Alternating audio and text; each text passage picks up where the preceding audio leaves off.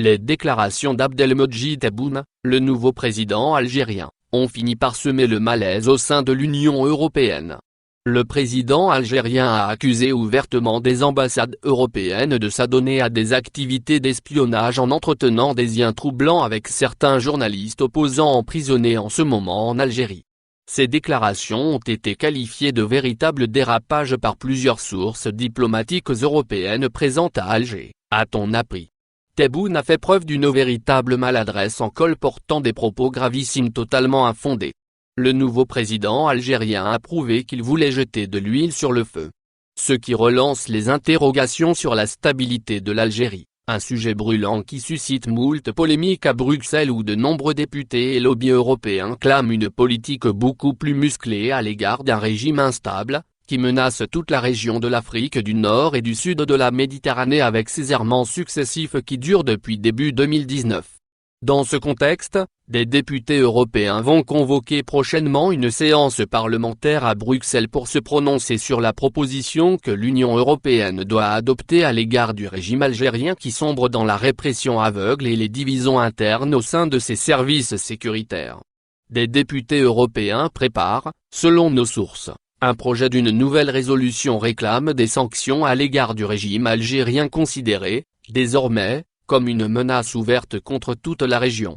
Bruxelles va aussi prendre ses distances et réduire énormément ses aides économiques au régime algérien. L'Europe réfléchit à ne plus donner de suite aux appels à l'aide de l'Algérie.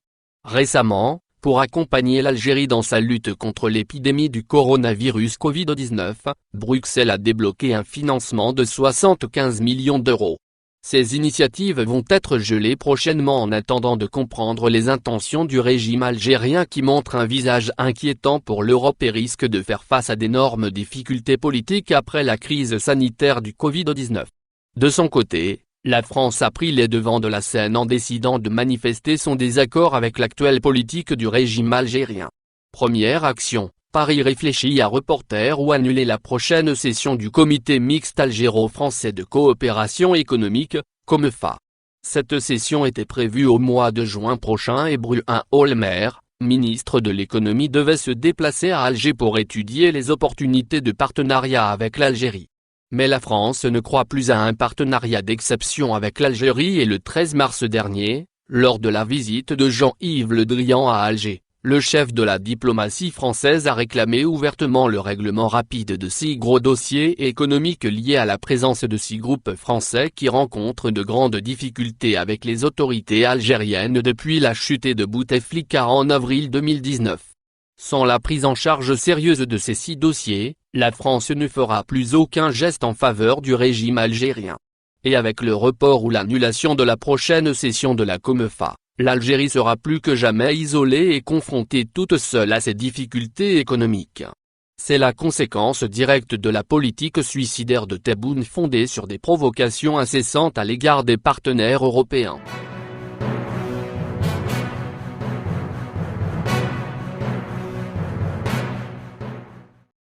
Les clans des généraux Netzar et Toufik de Tebboune et Chanegria a enterré l'héritage de Gué de Salah dans l'armée et les services. À Alger, les hommes du défunt généralissime Ahmed Gué de Salah n'en finissent pas de manger leur pain noir. Depuis l'entrée en fonction du président Tebboune et le passage de l'armée sous la coupe du général Said Chanegria, tous les responsables dans la ANP et les services de renseignement qui devaient leur carrière à l'ancien vice-ministre de la Défense sont emprisonnés, sinon dans les meilleurs des cas virés. Le dernier a à faire les frais de l'opération de nettoyage lancée par le tandem Tebboune-Chanegria et le général Nassé Hachi, directeur général de la sécurité et de la protection présidentielle, DGSPP. Malgré de longues années passées à la présidence auprès d'Abdelaziz Bouteflika et Yamine Zroual, le général Hachi a payé sa proximité avec Gué de Salah et a été remplacé par le général Belkacem Laribi, un haut gradé proche de l'actuel chef d'état-major par intérim. Dans les services de renseignement, c'est une véritable hécatombe qui a touché les hommes mis en place par le général Gué de Salah.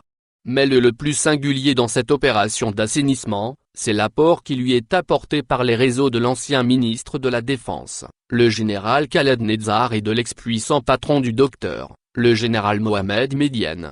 Plusieurs généraux nommés récemment au poste de responsabilité sont réputés proches ou ont été formés par l'un de ces deux hommes, qui sont aujourd'hui soit en exil soit sous les barreaux. C'est le cas du général-major Mohamed Bouzidi Youssef, spécialiste du terrorisme et fin connaisseur du dossier libyen, qui, un an après son éviction sur ordre de Saïd Bouteflika, reprend les rênes de la direction la documentation et de la sécurité extérieure, BSA, qu'il avait dirigé de septembre 2013 à mars 2019. La mise aux arrêts de deux hommes puissants de la galaxie Gué de Salah, les généraux Ouassini Bouaza et Abdelkader Chekam a fini totalement par décapiter le système mis en place par l'ancien homme fort de l'Algérie. Derrière la déchéance du système Gué de Salah, se trouve également un homme qui a côtoyé de près tous les hommes puissants que se sont succédés en Algérie. Il s'agit du nouveau conseiller du président Tebboune, le général à la retraite Abdelaziz Mdjahed qui avait dirigé l'académie de Cherchell de 1995 à 2000, avant d'être nommé à la tête des forces aériennes et puis de la santé militaire. D'ailleurs, c'est à lui essentiellement qu'on doit le décret présidentiel clarifiant les prérogatives du secrétaire général du ministère de la Défense nationale, dont les décisions et les contrats ne dépendent désormais que du ministre de la Défense, occupé par le président lui-même, même si la coordination avec le chef d'état-major est également clairement stipulée dans le texte. Reste à savoir quel avenir le président Tebboune réserve-t-il aux généraux Toufik et Netzar.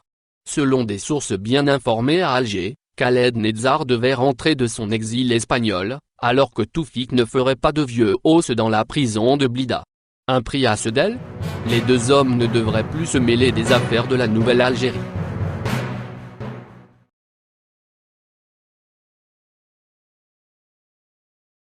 Le président Tebboune persuade le général Saïd Chanegria de rester encore au pouvoir. Abdelmadjid Tebboune veut tisser une longue et durable alliance avec Saïd Chanegria, l'actuel chef d'état-major par intérim de l'armée algérienne.